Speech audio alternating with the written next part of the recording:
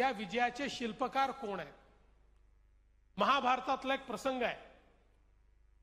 महाभारतामध्ये ज्यावेळी महाभारताच्या लढाईनंतर पांडवांना विजय मिळाला, पांडवांची सभा भरली आणि सभेमध्ये चर्चा सुरू होती की विजयाचे शिल्पकार कोण.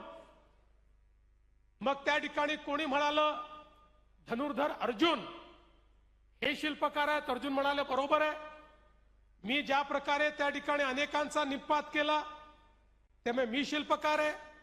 भीम म्हणाले कौरवांचे 98 पुत्र तर मी मारले. त्या ठिकाणी ज्या प्रकारे गदा युद्धामध्ये दुःशासनाला मी पराजित केलं, दुर्योधनाला मी पराजित केलं, त्यामुळे याचा शिल्पकार तर मी आहे. तर कोणी असंही म्हणालं नकुल सहदेव शकुनीला आम्ही मारलं, आम्ही शिल्पकार आहोत.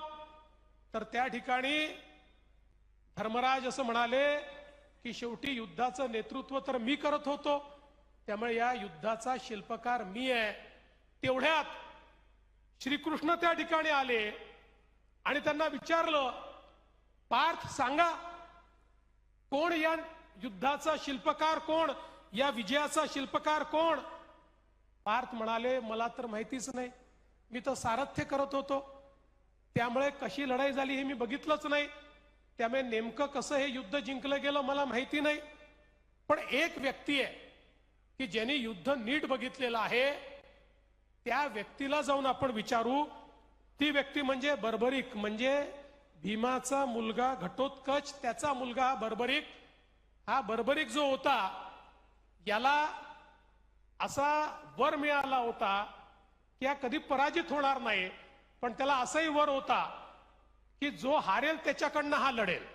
त्यामुळे श्रीकृष्णाला त्या युद्धाच्या पूर्वीच माहिती होतं की याला जर आपल्या बाजूने घेतलं तर आज आपल्या बाजूने लढेल, उद्या दुसऱ्याच्या बाजूने लढेल.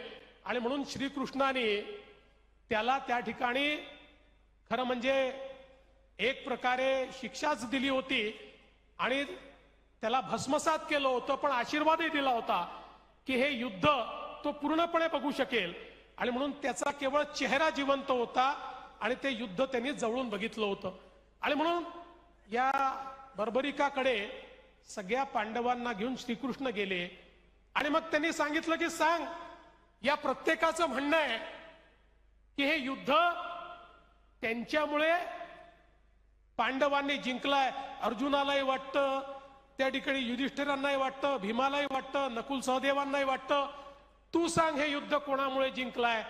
त्यावेळी तो बर्बरिक म्हणाला की अरे बाबांनो, तुमच्या कोणामुळेच हे युद्ध जिंकता आलं नाही. हे युद्ध केवळ आणि केवळ पार्थामुळे जिंकता आलं, श्रीकृष्णामुळे जिंकता आलं.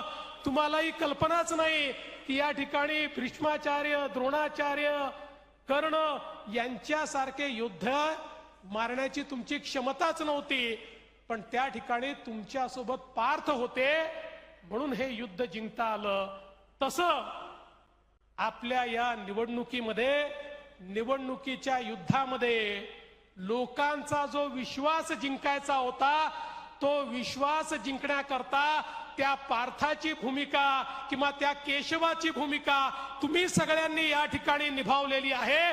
तुम्ही केशव होतात आणि मोदीजी माधव होते. या केशव आणि माधवामुळे आपल्याला हा विजय मिळालेला आहे. आणि म्हणून मी खरं म्हणजे हा संपूर्ण विजय महाराष्ट्रातल्या भारतीय जनता पक्षाच्या या सगळ्या कार्यकर्त्यांना समर्पित करतो आणि तुम्हाला साष्टांग दंडवत करतो. तुमच्यामुळे हा विजय या ठिकाणी आपण प्राप्त करू शकलो.